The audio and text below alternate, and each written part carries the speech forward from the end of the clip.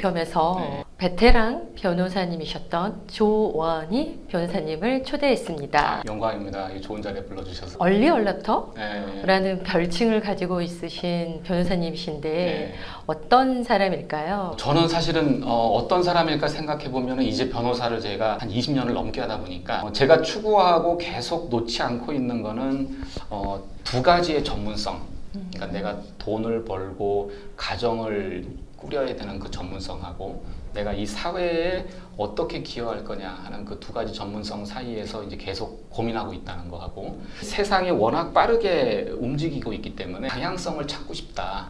그러니까 이제 얼리 어댑터라고 하는 게 저는 이제 뭔가 새로운 게 나오면 네. 빨리 한번 사보고 싶고 써보고 싶고 뭐 이런 이제 호기심이 많아서 그런 이유 때문인 것 같아요. 그러면 오랫동안 네. 대형 노펌에 계셨다가 네. 어떻게 보면 박차고 나온 케이스로 스타트업 특화 변호사 그쵸. 로펌을 시작했다고 하셨는데 네. 그 도전의 계기와 스토리를 들릴 수 있을까요? 대형 로펌에 있을 때도 주로 했던 게 이제 기술이나 지재권 특허 뭐 이런 거였어요. 그러다 보니까 자연스럽게 기술 기업이라든지 이런 데들을 많이 만났는데 점차 이제 이런 스타트업, 벤처 기업들이 이제 우리나라 경제의 인프라가 될 것 같다. 그러면 이 사람들도 결국은 해외 시장으로 가야 되고 법률적인 조력이 필요할 텐데 그러면 좀 작은 기업들을 옆에서 돕는 일을 좀 해야겠다. 이게 더 성장 가능성도 크겠다. 뭐 이런 생각을 해서 사실은 이제 시작을 하게 됐고요. 네. 근데 막상 나와서 보니까 잘했다는 생각을 많이 했어요. 네. 왜냐하면 이제 정말 작지만 해외에 좋은 기회가 있는 경우, 작지만 해외에 도전해보고 싶은 기업들 이런 기업들을 이제 도와주면서 많은 보람도 느끼고 그렇습니다. 지금 법을 전공하신 분이시니까 네. 빼놓을 수 없는 질문 중에 네. 하나가 제가 좀 어려운 질문 하나 드리겠습니다. 법의 정의란 네. 무엇이라고 생각하실까요? 그게 어려운 얘기이기도 하고 제가 계속 고민하는 주제이기도 해요. 법이라고 하는 것이 결국은 항상 정의와 맞닿아 있다라고 생각하는데 결국은 법을 만들 때 많은 사람들 또는 우리가 보호해야 될 사회적 약자 이런 분들에 대해서 법이 어떻게 생각하고 있나 하는 재정의 관점에서도 중요하고 그리고 특히나 이제 법을 집행하는 과정에서 법이 원래 생각했던 그 방향대로 집행될 수 있도록 하는 거. 네. 그게 이제 두 가지가 법의 정의라고 생각을 해요. 역사를 전공하셨어요. 예. 어려운 분야의 변호사 일을 하시면서 어떤 재미있다? 뭐 이런 부분을 얘기해 줄 수 있으실까요? 제가 변호사가 처음 됐을 때는 전공이 법하고는 전혀 관련이 없어가지고 내 직업하고는 전혀 무관하구나. 네. 사실은 그런 생각을 많이 했어요. 15년쯤 지났을까? 역사를 전공하길 참 잘했다. 네. 왜냐하면 이제 사회를 보는 여러 가지 시각들이 있을 텐데 법이라고 하는 것은 항상 규범 체계 내에서 이제 문제를 보게 되는데 역사는 사실은 꼭 그렇게 보여지지 않거든요. 다양한 앵글 속에서 문제를 바라볼 수 있기 때문에 재미의 측면도 있고 또 문제를 해결할 수 있는 솔루션을 방안을 만들어내는 데도 도움이 되는 것 같아요. 굉장히 머릿속에서 넓게 그렇죠. 다각도로 그렇죠. 볼 수 예, 있다는 예, 말씀이신 예, 것 같아요. 예. 변호사님 자체가 엔터테이적인 저는 이제 그런 거를 네. 좋아하는 것 같아요. 내 영역을 하면서도 엔터테인먼트 쪽을 재밌어요. 네, 그래서 개인적으로도 많이 이제 즐기려고 하고. 지금 제가 변호사님하고 인터뷰를 하고 있는 게 아니라 배우? 어. 네, 개성이 있는 영화 배우? 다양한 그 방송에서 볼 수 있는 캐릭터에 가깝지 않나. 영광입니다. 직업을 바꾸셔도 될 만큼 아닙니다. 열정이 막 느껴지십니다. 네. 많은 소송도 하시고 법원을 왔다 갔다 하시고 하는 과정 속에서 기억에 남는 부분이 있을까요? 기억에 남는 사건들은 정말 많죠. 예를 들자면 제가 이제 어떤 아티스트의 표절 사건, 표절 사건을 한 적이 있었는데 아티스트 입장에서는 사실 표절 사건은 본인의 이제 명성에 엄청나게 중요한 역할을 하거든요. 1심에서도 안타깝게 졌어요. 2심에서도 이길 줄 알았는데 졌어요. 그래가지고 그분이 저한테 이 사건을 계속 맡길까 말까. 왜냐면 1, 2심을 다 졌으니까. 그리고 주위에서도 이제 이제 딴 데 가봐라 뭐 이런 얘기도 많았고. 근데 이제 감사했던 거는 그분이 이제 이런 말이 있잖아요. 전쟁 중에는 장수를 바꾸지 않는다. 네, 그래서 이제 네. 어차피 한번 시작했으니까 네. 끝까지 한번 해봐 달라. 네. 그래서 결국은 대법원에 가서 그게 이제 파기환송이 됐어요. 뒤집어졌어요. 와. 네, 그래가지고 네. 결국은 최종적으로는 이제 표절이 아니다.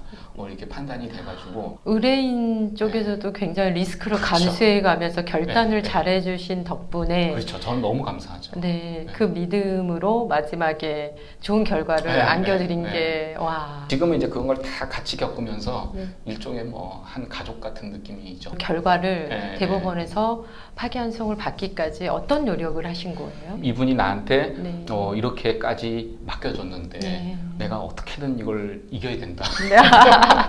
그런 이제 엄청난 부담감이기 때문에 네. 가끔씩은 이제 네. 진짜 자다가도 막 꿈에서 나오기도 하고 네. 벌떡벌떡 일어나기도 하고 그러니까 어떻게든 뭔가 이제 솔루션을 찾아야 되는데 네.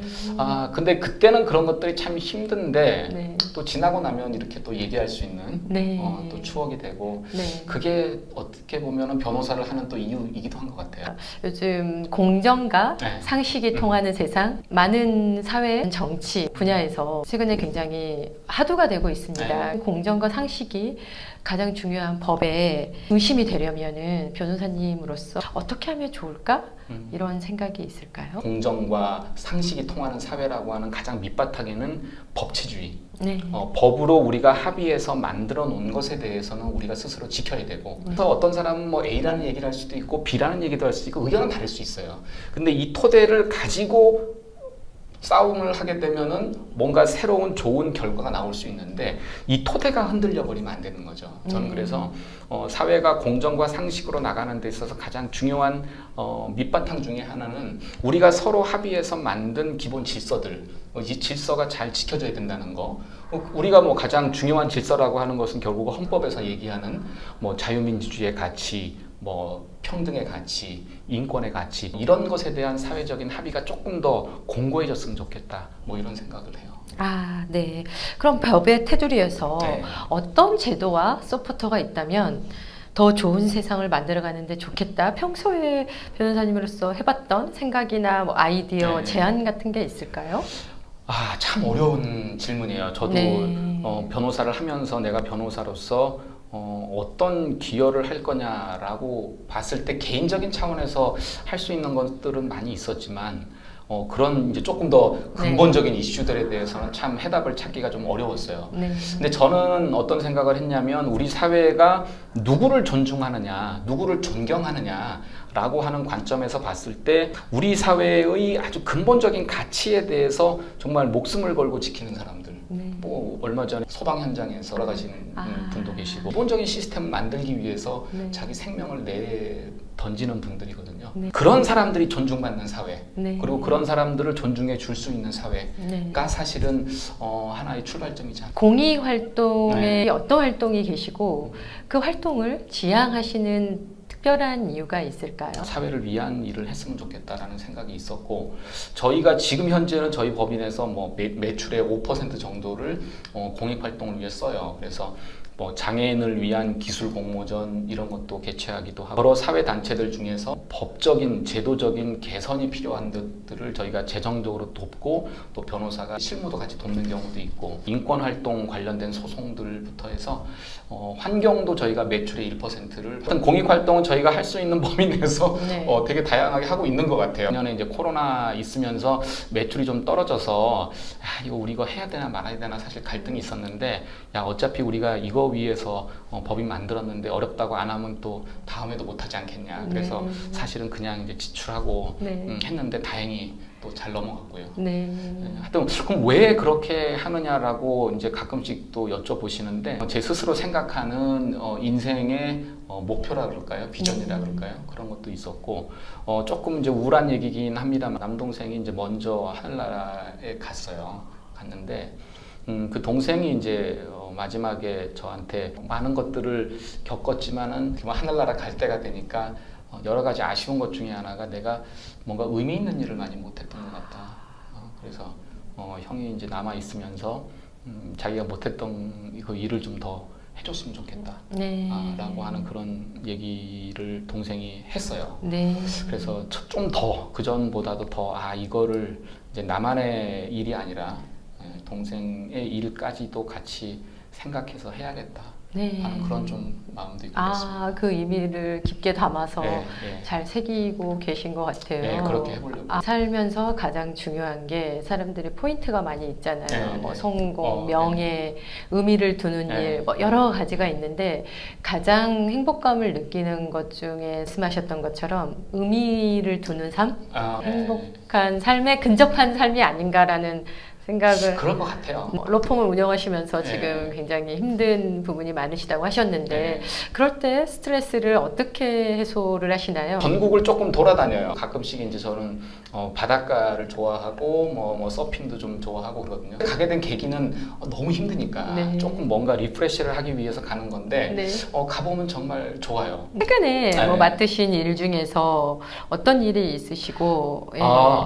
진짜 최근에 좀 재밌는 일이 있었는데 제가 이제 목포의 괜찮아 마을이라고 요즘 같은 시기에 필요한 마을이네요. 네. 젊은 친구들이 목포에 가서 네. 이제 뭐 도시에서 뭐 아니면 여러 가지 고민 때문에 네. 내가 좀 슬로우 라이프를 살고 싶다. 나름대로 젊은 친구들이 괜찮아 마을이라는 곳을 만들어서 운영하고 있어요. 최근 들어서는 그 친구들이 조금 더 사업을 좀 확장해야겠다. 마침 또 그게 법률 자문이 좀 필요한데 네. 그게 다 같이 연결이 되더라고요. 와, 그래서 그냥 재밌는 일이 생기셨네요. 그러니까요. 목포에 그냥 놀러 갔었는데 네. 그렇게 같이 또 일도 하게 되고 지방마다 그런 움직임들이 많아서 네. 하여튼 그런 것들이 되게 활성화되는데 좀 기여하고 싶다 하는 생각도 요즘 많이 있어요. 변호사 길을 오시면서 네. 내 삶에 가장 소중한 사람과 그 사람의 메시지가 있을까요? 변호사로서의 가장 소중한 사람은 공익활동이라는 일부 하면서 거기서 만났던 장애를 가진 친구들이죠.